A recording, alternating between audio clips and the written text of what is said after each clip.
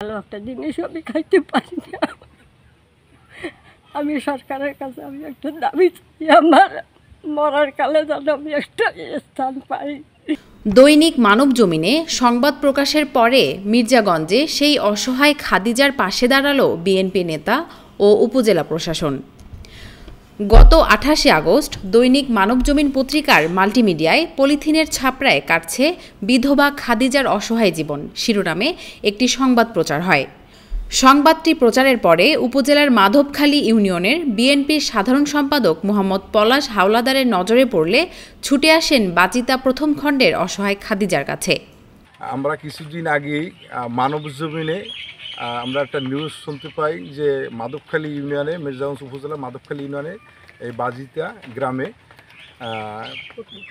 প্রথম খণ্ডে আমার পাশেই দাঁড়ানো আমার এক চাচি, তার হাজব্যান্ড নাই এবং তার সন্তান নাই, সে একজন বয়স্ক মানুষ, একাই আছে।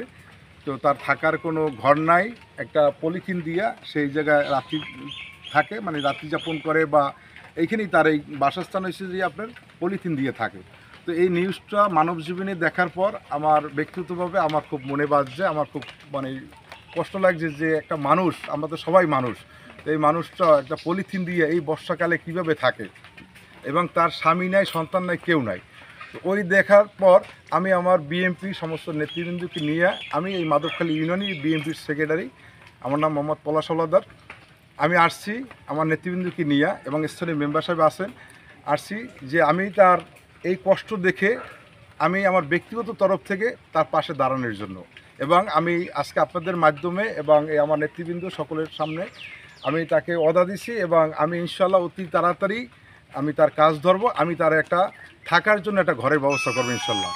এ সময় উপস্থিত ছিলেন ইউনিয়নের বিএনপির সাংগঠনিক সম্পাদক মোহাম্মদ হুমায়ুন কবির ও স্থানীয় ইউপি সদস্য মোহাম্মদ মনির হোসেন। নিউজটি দেখে উপজেলা নির্বাহী অফিসার মোহাম্মদ তরিকুল ইসলাম ঢেউটিন নগদ অর্থ এবং শুকনো খাবার প্রদান করে খাদিজাকে। এছাড়াও উপজেলা পরিষদ থেকে তাকে আরও সেবা প্রদান করা হবে বলে জানান ইউএনও।